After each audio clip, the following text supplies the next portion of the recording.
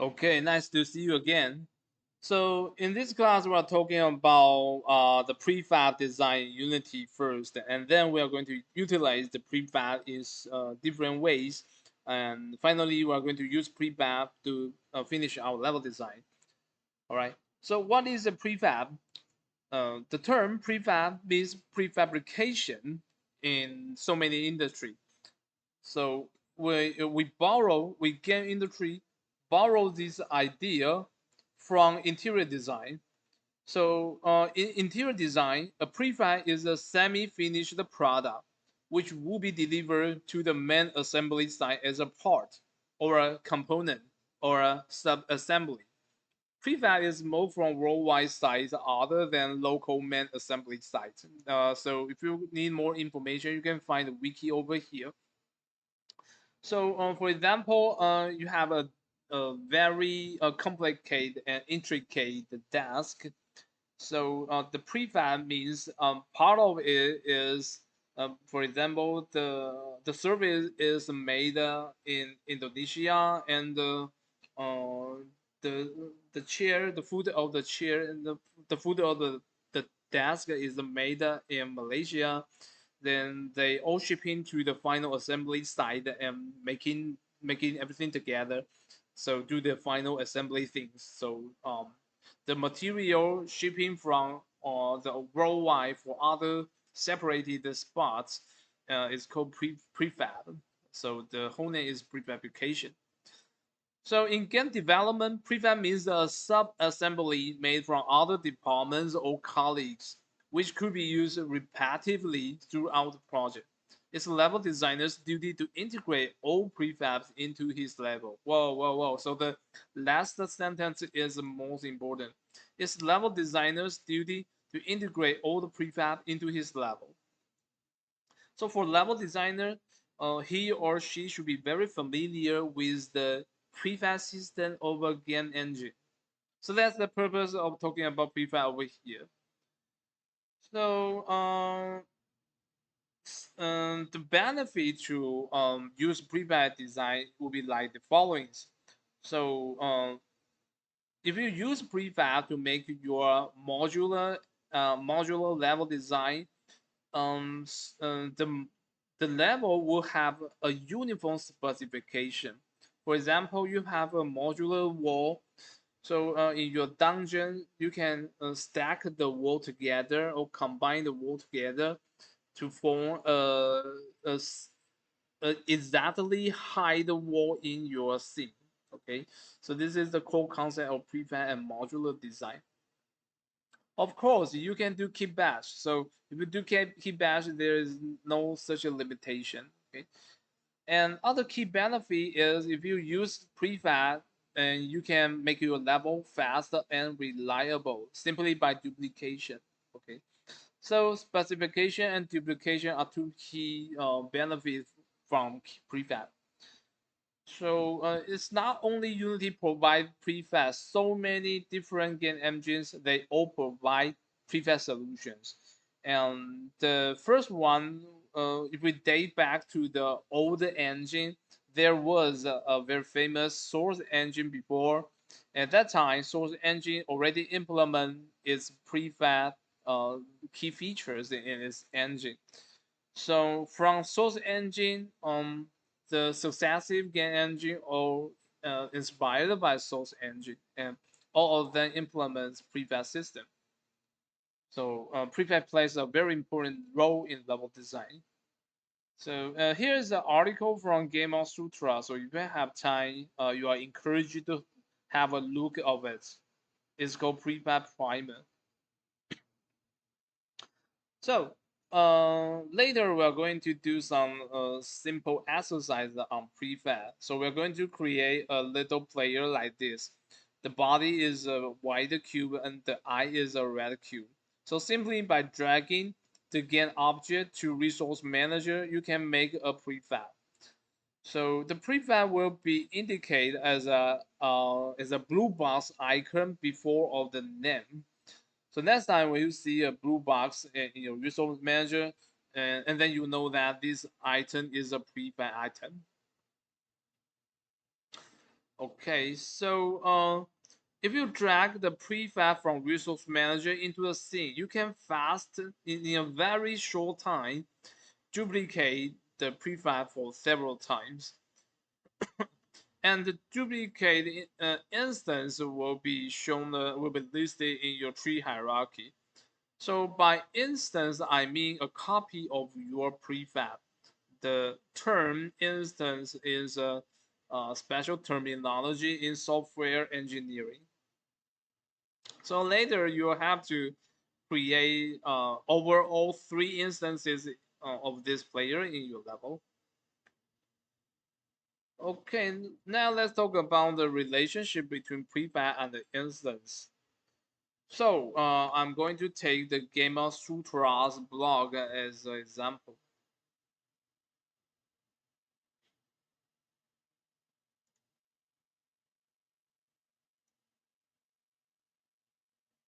Okay. Okay, the title of the blog is Prefab Primer. So it must be some very detailed information about what is a prefab. So here I would like to borrow a figure from this article. Oh no. Okay, this one. The original is the original figure means the prefab. This is the first item we create in our game engine or in some model tool. And later, after we make the original design as a prefab, we can duplicate the original design into several instances. In this example, we just duplicate the original prefab into 3 more instances here, here, and here. The duplicated instances will not have the same scale. You can have irregular scale also. And in this case, 1 big and 2 small instances are created. And the funniest things will be like this.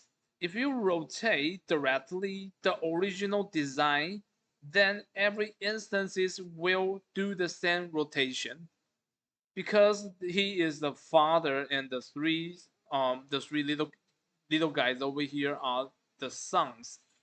So when the father makes some clear and obvious change, all the sons should obey his order. No, so this is another example. If the father swings his turret to another direction, all of the 3 sons should do the same thing, just like their father. But if one of the 3 sons has his own idea, like this guy someday realized that he want to turn his turret to left direction. So the son just do it without noticing to any other brother or his father. So he made his own choice. He is mature now. He is a young man, no more a kid, right?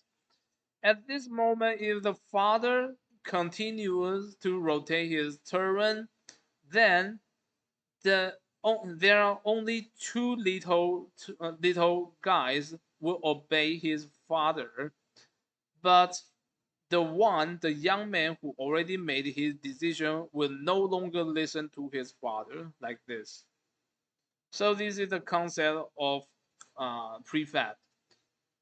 For those instances who does not have his own choice, should always listen to the father, namely to the prefab.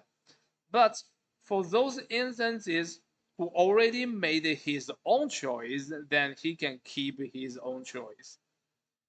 Okay, direction is only one feature that could be applied to the above rules, and the color will be another rule to obey the prefab rules, like this.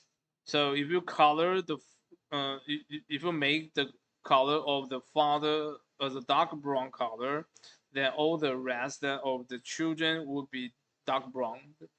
Uh, even the um, even the matured kids. I mean, this one, even if he made any choice about his turn direction, he never made any choice about his color. So as for color, he still has to listen for his father. Sorry. Okay. So that's the idea behind prefab.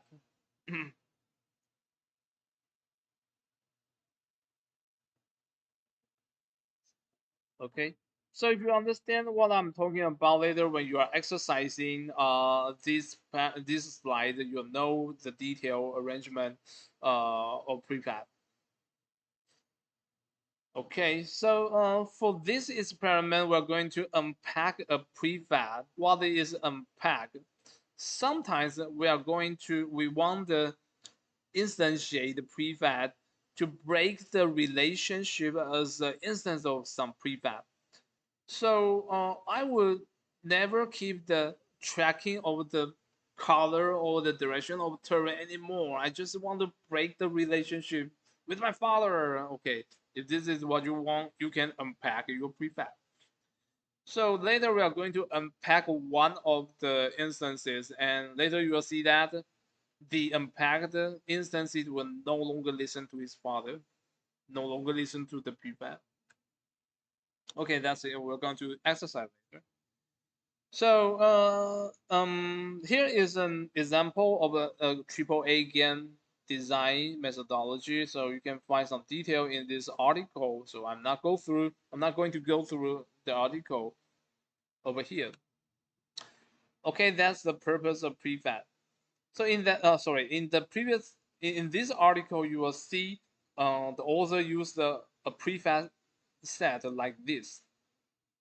And we sometimes call this a modular asset, modular prefab. So by stacking, by keep bashing using this modular asset, you can make this kind of finished product. Cool, right? Mm. Of course, you have to know some lighting knowledge.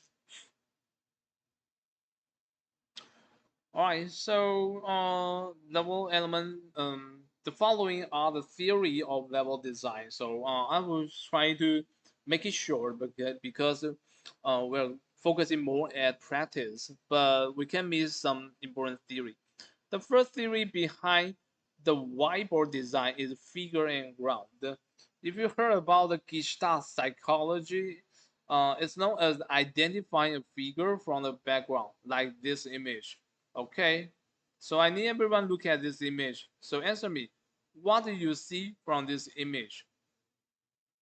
Did you see a grail? Did you see a cop? Or did you see two heads of a human? So if you focus at the shape of the white area, you'll find one grail or one cup. But on the other hand, if you're focusing at the black area, you are going to see two different faces facing together. Okay, so the figure ground means if you use only black and white, you have two solutions. One is to uh, use white as a background, and the other is to use black as a background. So for game design, we typically is a de facto rule. Sorry, we typically will take white color as vacancy, as empty space. I don't know why, but this is very intuitive for people. So in this industry, if you see any whiteboard, typically the white means space and the black means solid. Okay, just like this one and this one. No matter for top-down whiteboard or a side view whiteboard, you can always find that we use white color as vacancy. Okay, that's the idea behind. Now, since come to 3D, okay, we know that whiteboard are for 2D and the gray box are for 3D. So how about our gray box? All right, so in our gray box design, we call the figure ground to be form void. Figure ground is for 2D and form void is for 3D, just like these shapes. All right, so by simply stacking some shape together, some aesthetic will be arised, will be emerged throughout the stacking process. So if we take a real architecture as an example, this is the Peter Zumthor's CERN-VAST is a very famous architecture. So from this architecture, the only element you can find is a block, block, block, and block. So simply by stacking block, you can make a very, very beautiful and very, very classy architecture. That is CERN-VAST. So let's have a look on YouTube.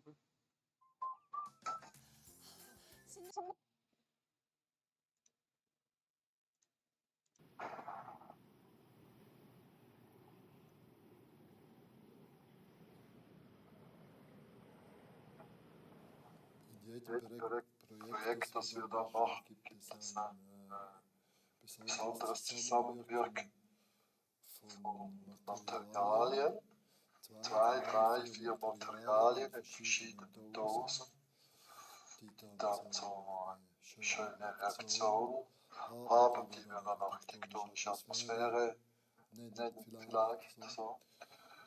Und falls ist das Stein und Wasser und Licht und Schatten. Also ich brauche den Schatten oder ich brauche dann das Licht und diese chemische Reaktion, dass die passiert und die herbeizuführen. Ich glaube, das Wasser liebt den Stein und der Stein liebt das Wasser. Also diese Liebesbeziehung gibt es schon. Und das Licht macht es sichtbar. Die Menge Tageslicht, die man in einen Raum bringt, hat immer etwas zu tun mit dem, was man in diesem Raum macht, logischerweise.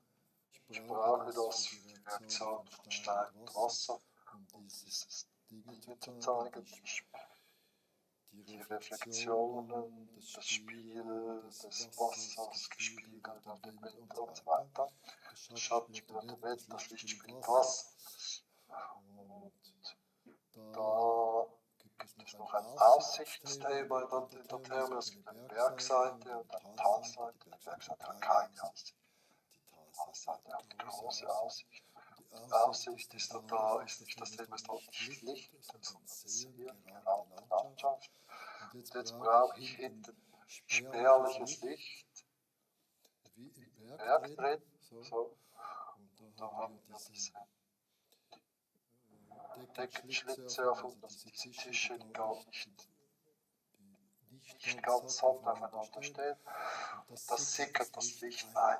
Das ist nicht ein Oberlicht im klassischen Sinne, sondern da soll wenig Licht genau dosiert einsickern und das Gefüge zum Schwingen.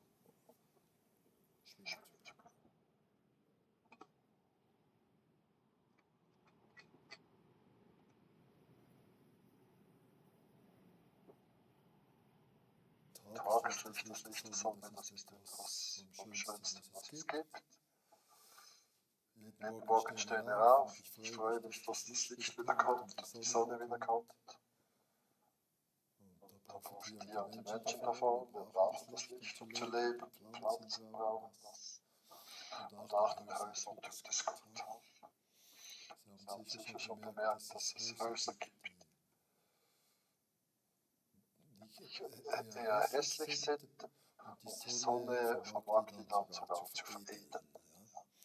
Und wenn die Sonne weggeht und sie durch irgendeine Vorstadt fahren oder so, wo alles ganz schön aussieht, dann ist das noch eine Spur schwieriger und die Sonne reinscheint, ein bisschen sichtbar. Das heißt, das ist dann auch in der Architektur, ist das schön, dass man Räume machen kann, die einen Schatten haben, wo das Licht ausgewählt eintritt. So. Das hat man dann entsteht ein Spiel zwischen hell und dunkel. Und das ist wunderbar, wenn man das machen kann, wenn man damit arbeiten kann. Und das Sonnenlicht ist halt geheimnisvoller als das Kunstlicht. Also wenn ich mir das überlege, im Kunstlicht gehen die Schatten rasch mal auseinander, weil die Lichtquellen so nahe bei uns sind. Und in diesem Sonnenlicht ist die Lichtquelle so weit weg, das heißt, die Schatten sind fast, wir sehen das nicht mehr, das ist alles. Das Schöne ist, dass das Licht kommt von weit weg, das ist wunderbar.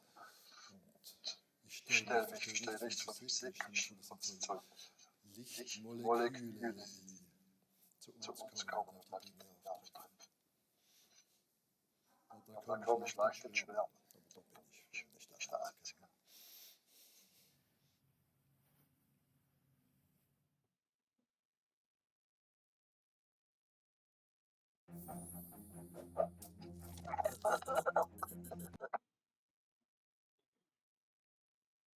Okay, let's go back. And that is the famous Peter Zumthor's Zumbos.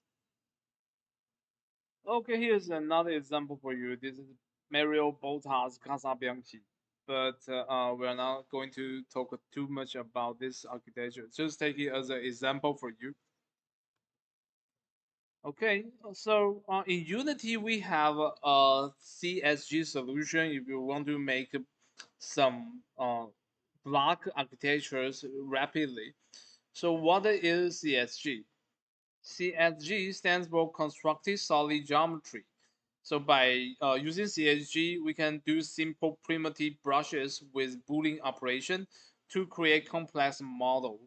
So takes the add, subtract, and the inverse operation as an example, and the by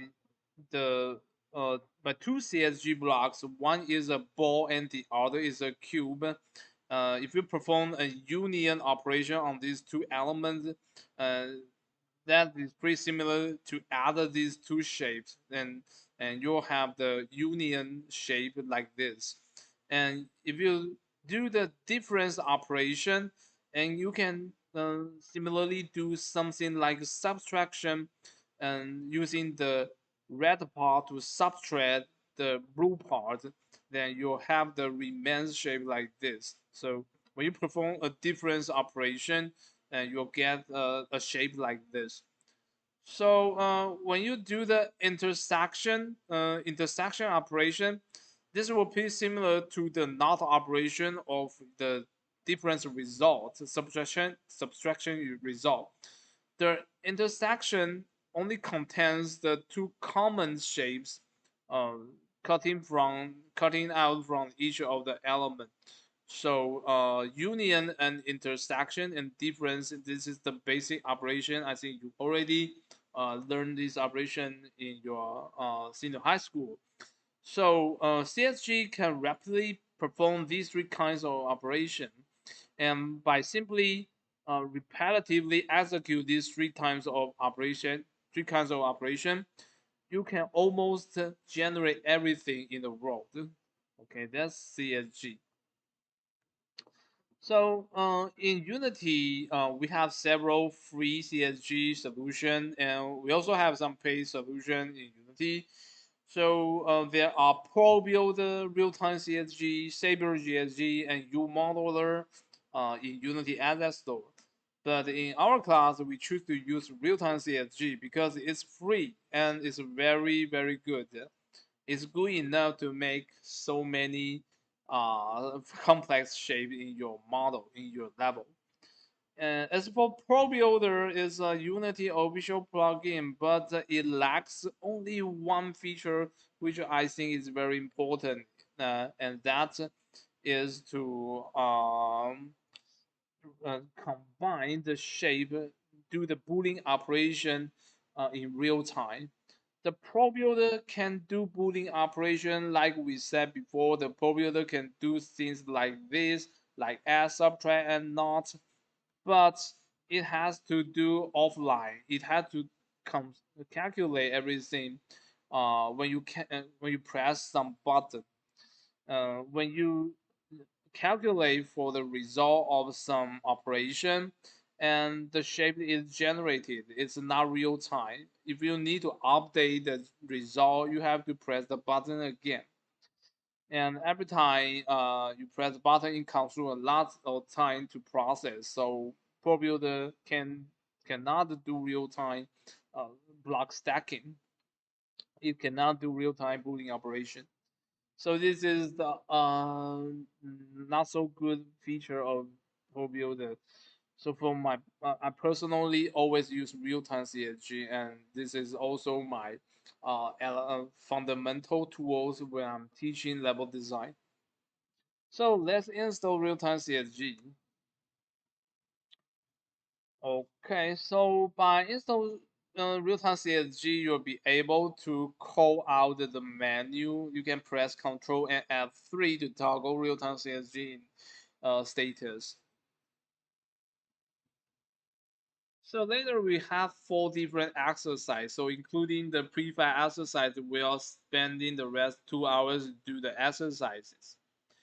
So for CSG exercises, the first thing you have to do is try to generate some default primitive shapes.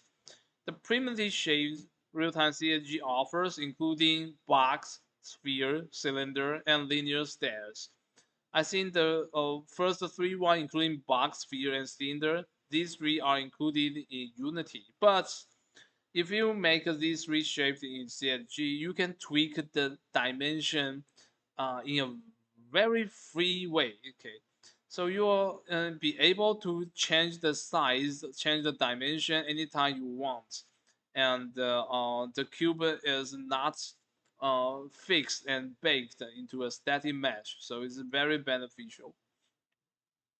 All right. So in exercise number 1, you will try to use the basic elementary primitive shape provided by CSG. And then we're going to use the Boolean operation function provided by CSG.